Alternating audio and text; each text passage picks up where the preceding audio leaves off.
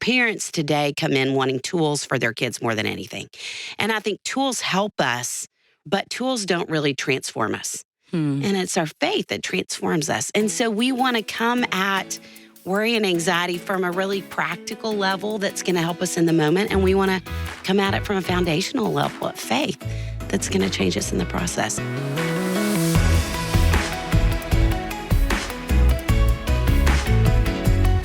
Welcome to Family Life Today, where we want to help you pursue the relationships that matter most. I'm Shelby Abbott, and your hosts are Dave and Ann Wilson. You can find us at FamilyLifeToday.com. This is Family Life Today.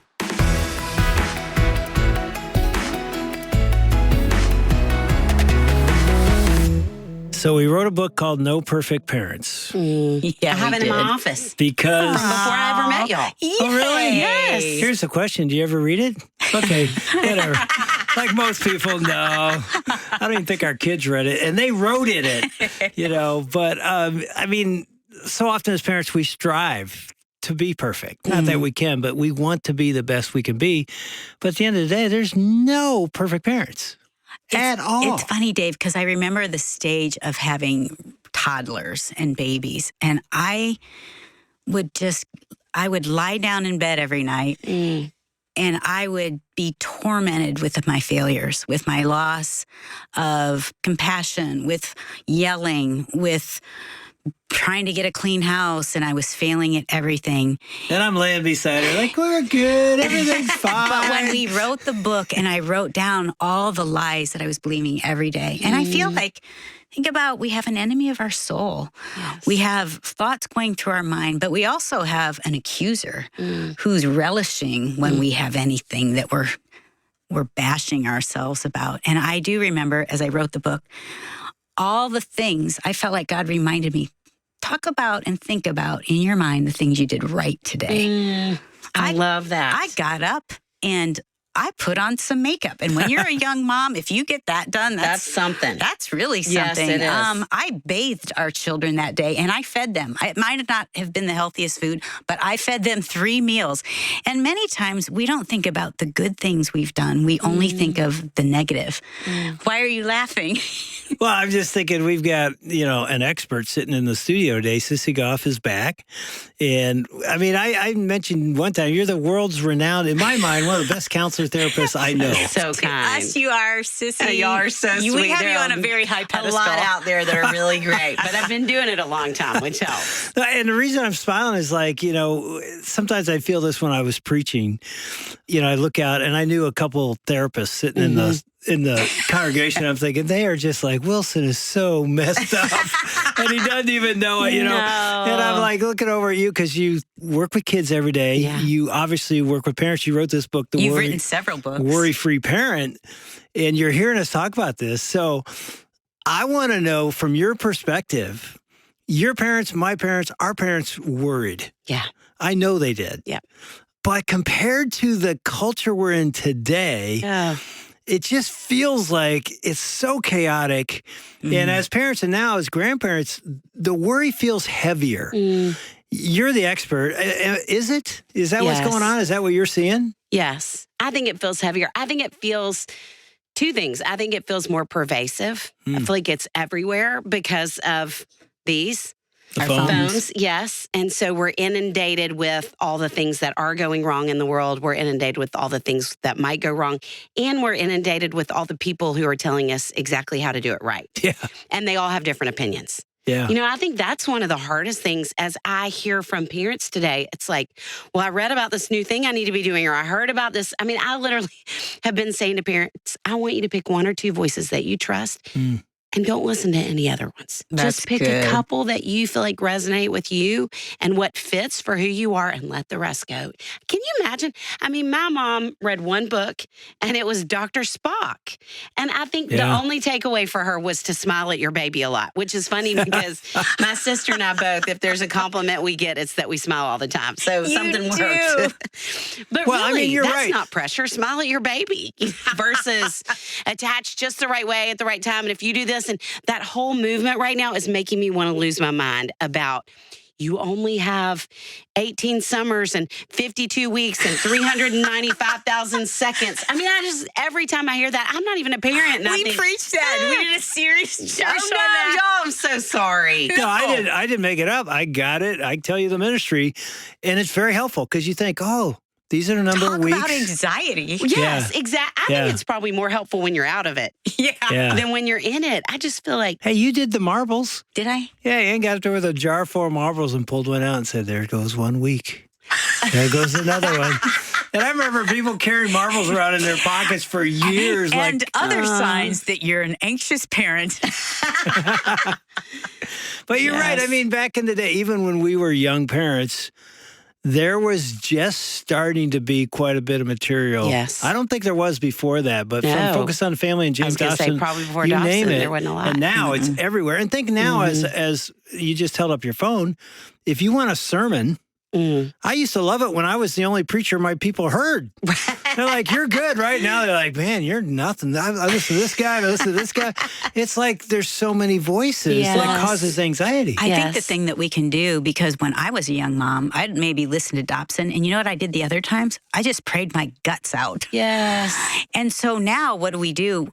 If a young mom asks me, I'm like, oh, have you listened to this or read this book? Right. When it would be better for me to say, oh, man, fall on your face before God and tell him everything you're feeling and caring and giving it to him. And I think to hear God's voice, we've got to quiet the voice of worry. Yes. Because it's talking to us so much. Can I read y'all something that I read in a devotional that I loved that talks about God's voice versus Satan's voice? Have y'all read this ever? It's in a lot of different places. It says, God's voice stills you, Satan's voice rushes you. God's voice leads you, Satan's voice pushes you. God's voice reassures you, Satan's voice frightens you. God's voice enlightens you, Satan's voice confuses you. God's voice encourages you, Satan's voice discourages you. God's voice comforts you, Satan's voice worries you. God's voice calms and convicts you, and Satan's voice obsesses and condemns you. Oh. Doesn't that feel true? And that's worry to me. That's how worry impacts us. And so I love the truth. I mean, just even reading that, it makes me feel differently. And so when we can get to his voice and realize that he's going to talk to you about your kids more than he's going to talk to me as the expert, and I'm doing air quotes, in the room. I remember our kids, I've shared this, I think, before, but they were all teenagers. I think 2 were in college. It was the summer. They're all home. And I'm asking them to do something. And, you know, the first weeks a kid comes home from college and when they're out of school, it takes you a week or two to adjust to the craziness of everyone being home in the summer. And so I'm like, guys, we need to get this done. And I'm giving this whole list of things to do. And they're laughing and they all have their phones in their hands. And I'm like, what are you guys laughing about? And they're like, oh, Mom, we're just texting each other saying how crazy you are. And I got so mad. I'm like, you know what? Nobody appreciates me. And so I go stomping out of the house and I go for this long walk. And I start venting to God. Like, Lord, did you see how unappreciated I am? And I do so much and I'm whining, but venting to him. And then I feel this like in my soul. I feel like the Holy Spirit impressing me to think about God. And this was my prayer. God, tell me what you think of the boys. I've vented to you what I think is going on. Like he doesn't do this and he never does this. And it was one of the most miraculous walks I've ever been on. Wow. Because it was just through the Holy Spirit reminded me of all the greatness in each boy. I mean, like things that I had never thought of came to my mind. And I came home and I saw them in a whole different picture. Crazy things of like this boy, like wait till you see his voice and his leadership. And I came home and instead of seeing who he couldn't be and who he wasn't being, I had a picture of what they could be as they walked with Jesus. It changed the way I even talked to them. But man, isn't that true that we can get in this pattern of, but also going before God and just telling him everything you're feeling because he wants to know, because he loves us and he wants to carry it for us. And loves them. Yes, he loves them so much. Yes. Several times in your book, you say great parents get it right maybe half the time. Isn't that wild? Yeah. But that So good. comes from attachment theory, which, is about the very beginning of a child's life when their brain is growing, doubling in size. So if during that time of life, parents need to only get it right 50% of the time when their brain's growing that fast, of course it's true for the rest of life. That's so good, 50%. So this bar that's being created as I'm scrolling is not real. Yeah, and I think a lot of our anxiety is we don't get it right. Yes. And that's probably like 10% or 20%. And we're beating ourselves up like you do. You did it every night. And I would lay there and go, I watched you today. You were amazing. And, you were, but talk about 50%. You were way over 50%. And yet you think the best parents miss it that much. Yeah. That gives you some peace. Yes. That's true. What about blended families, Sissy? Are they dealing with even more anxiety? Do you think they carry guilt and maybe some other things as well? I know blended families who aren't necessarily dealing with more. I mean, I really do think y'all in this day and time, every family has at least one anxious child. Really? And often the oldest. Yes. So I would say every family's dealing with it. But I think in terms of the impact of a blended family, I think the way the parents work through it is the game changer. Yeah. And it can make all the difference. And then I do see parents who feel guilty. And so I think are overcompensating. And Well, you it's mentioned harder. a couple terms in your book I'd never seen before about types of parents. Yes. We've heard about helicopter, but you have all these other ones. Let's Well, talk I made a little them bit. You make them up? These are your own? Not helicopter, obviously. Yes. Well, I was just out of the parents I'm seeing in my office.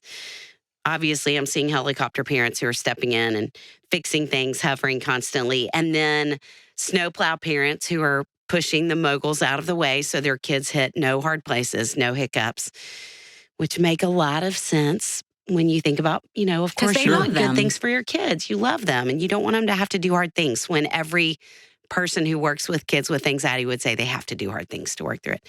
So snowplow parents, I have a 4-year-old nephew who loves construction. So I thought about a lot of construction tools. Backhoe parents. So I'm going to clean up the mess behind them that they have made because I don't want them to have to deal with the consequences. I know a family who the child didn't make the student government position she thought she should. And so the parents called the school and threatened to sue. That is a very extreme backhoe parent, but that's totally what that is.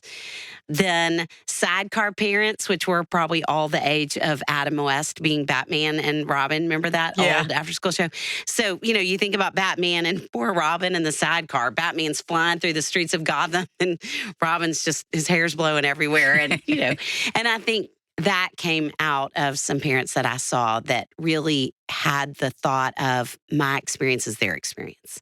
We're so similar that if I felt anxiety when I was growing up, this must be anxiety on my child.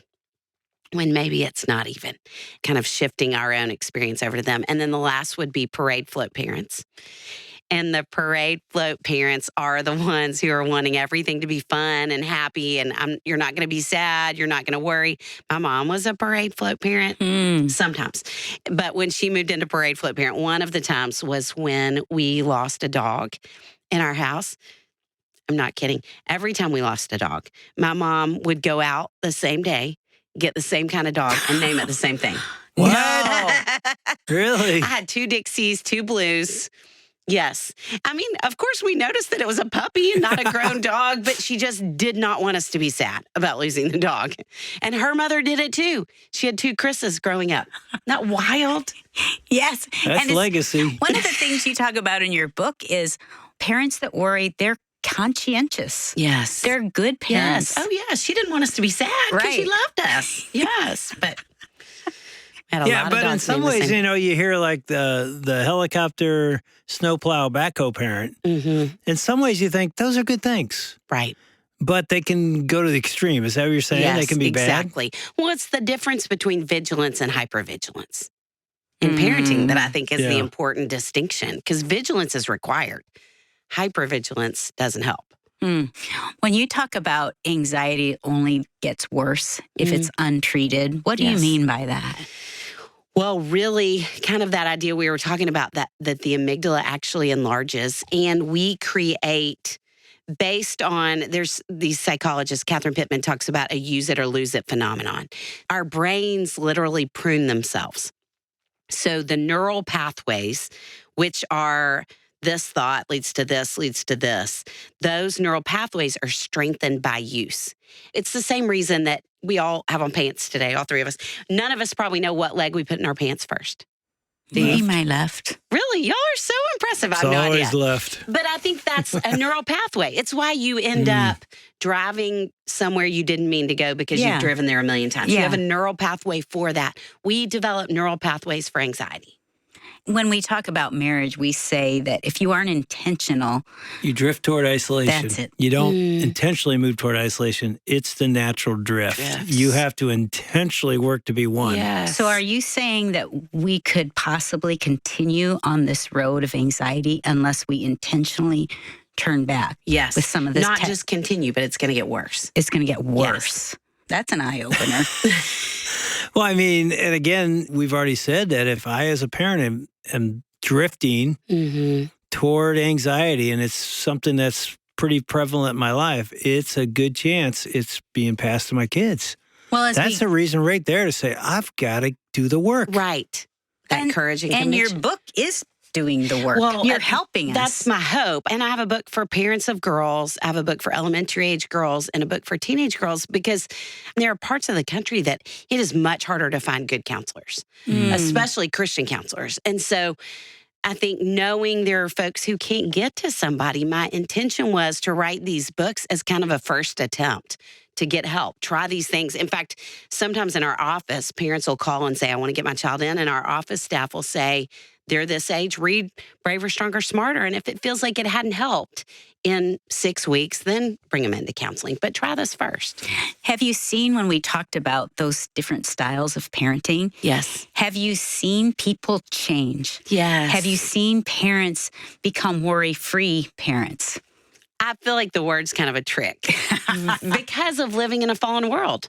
I don't know that we're ever going to fully get there. But yes, I've seen parents do the work of walking themselves back. And I think it's work emotionally and it's work spiritually. I mean, it's in both places because I hate to speak negatively against my profession because I believe in counseling so much, but I think so many of the tools that I hope are littered throughout the book, parents today come in wanting tools for their kids more than anything.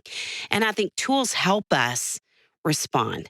They help us in the moment, but tools don't really transform us. And it's our faith that transforms us. And so we want to come at worry and anxiety from a really practical level that's going to help us in the moment. And we want to come at it from a foundational level of faith that's going to change us in the process. How do you help parents with that when they come in and, they say they're believers, but maybe they haven't really locked in and surrendered everything? Is that one of the things you encourage them to do? Yes, definitely. And I think some of that is where we can pull it back into tools of, like we've talked about, having scripture that you go back to. But I think also when we teach on this topic, the last thing we talk about is trust. And Melissa, who y'all haven't gotten to meet yet, I don't think, but she started Daystar and is still involved as our founding and senior director. But she said something teaching a group of middle schoolers at our little camp one time where she said, courage isn't that antidote to anxiety, but trust is. And I think that's what changes us. Trust is what transforms us. Trust moves us from worry to wonder, and it moves from grabbing and trying to hold on tight to a place of gratitude. There are all these beautiful things. I love Frederick Buechner is my favorite author of all times. And one of his quotes says something about, in the end, the commandment, you shall love the Lord your God with all your heart, soul, and mind, becomes more of a promise than a command because it's all we have, And then I talk about from fears to reminders of his faithfulness. And I think that's what I want parents to anchor to. And it's interesting because, again, science mimics faith so much of the time when we really dig deep. And one of the things that we're supposed to do when we're anxious is remember times that we have done the hard thing, times that we were brave, that we got through whatever it was. And I think as we look back over what God's done in our lives, that certainly takes us to that. And I had the most I don't know, what transformational experience since the Covenant shooting. And I spent the day with the parents from the Covenant school and ended up talking to them as a group about how to talk to your kids once they were reunified with their kids. And it just, I don't have words to describe what the day was like for me on the outside. I can't even fathom walking through it as a parent. And because I'd been there and because of a variety of things, I ended up being asked to do some interviews afterwards. And one of them is that I was asked to come and be on CNN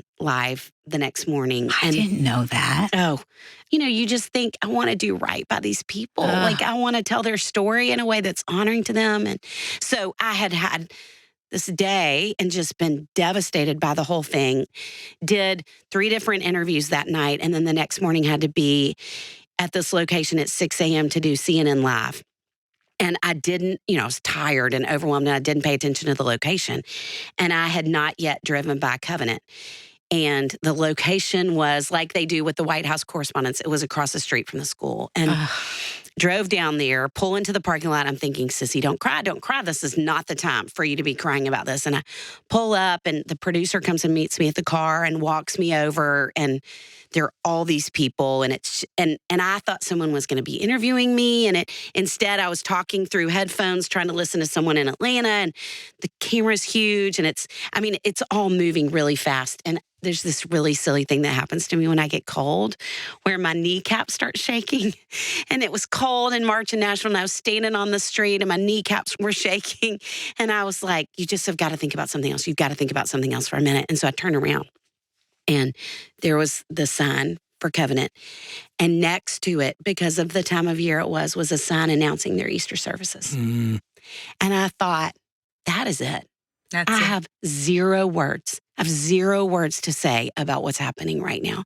But all I know is that what is the darkest day I ever remember touching our community is not what defines us.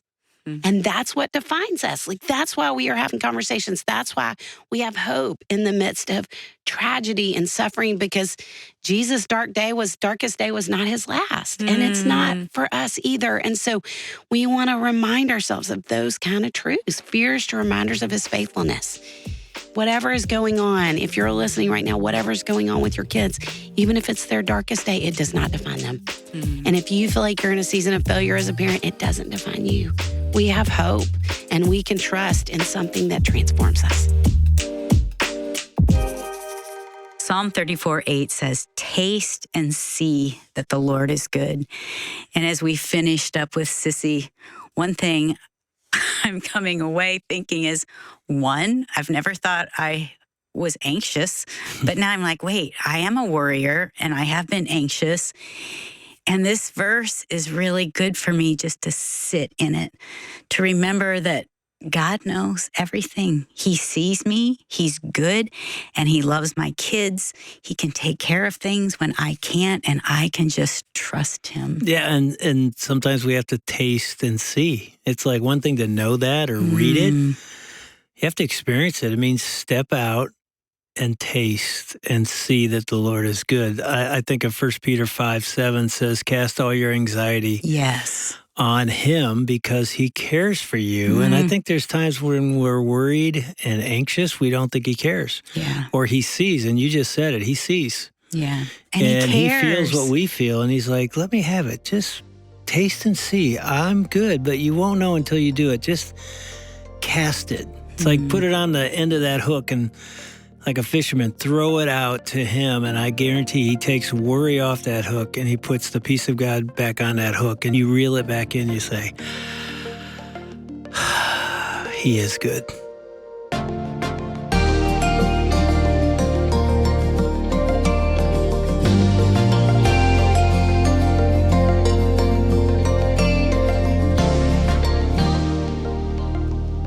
I know that most of us, when we'd hear the worry-free parent, we'd go, who in the world doesn't worry or have anxiety about their kids? Well, Sissy Goff has given us solid truth and practical strategies to help us as parents battle worry and anxiety. So this conversation today and the last 2 days that she's been here have been so valuable for moms and dads everywhere. I'm Shelby Abbott, and you've been listening to Dave and Ann Wilson with Sissy Goff on Family Life Today. As I mentioned, if you didn't get a chance to listen to our first 2 interviews with Sissy, make sure that you go back and listen to both of them on the Family Life app or anywhere you get your podcasts. And she's written a book called The Worry-Free Parent, as I mentioned earlier. The subtitle is Living in Confidence So Your Kids Can Too. You can get your copy by going online to FamilyLifeToday.com and clicking on today's resources. Or you can give us a call to request your copy at 800-358-6329. Again, that number is 800, F as in family, L as in life, and then the word today. And this is a very unique month here at Family Life. It is officially May, which means that any gift that you give to Family Life all month long will be matched dollar for dollar up to $500,000. That's right. So when you give a gift of $50, for example, it will be matched to make it a $100 gift. If you go online and become a monthly partner to give $25 a month, it's actually all year long going to be basically brought up to $50 a month. Now, when you do give any amount, we're going to send you, as our thank you, a book by Chris and Elizabeth McKinney called Neighborhoods Reimagined. And in addition to that, if you become a monthly partner at FamilyLifeToday.com, you're going to be able to participate in our new online community and become a part of the conversation that Family Life is having, including having access to a live Facebook event with the Wilsons and myself, me, Shelby Abbott, on June 5th at 7 p.m. That's, again, for all monthly partners when you decide to give each month to the ministry of Family Life. You can find out more in the show notes at FamilyLifeToday.com. That'll walk you through all the details about how to become a monthly partner and have any donation that you make be matched dollar for dollar up to $500,000. Are you someone who wrestles and has struggled in the past with infertility? How about embracing your limitations? Or even something as common as finding purpose in your everyday life? Well, Dave and Ann Wilson tomorrow are going to be joined by Sarah Haggerty. She's going to be on the program to share her story related to those specific things that I mentioned and how God met her in her limitations. That's coming up tomorrow. We hope you'll join us. On behalf of Dave and Ann Wilson, I'm Shelby Abbott. We'll see you back next time for another edition of Family Life Today. Family Life Today is a donor-supported production of Family Life, a crew ministry, helping you pursue the relationships that matter most.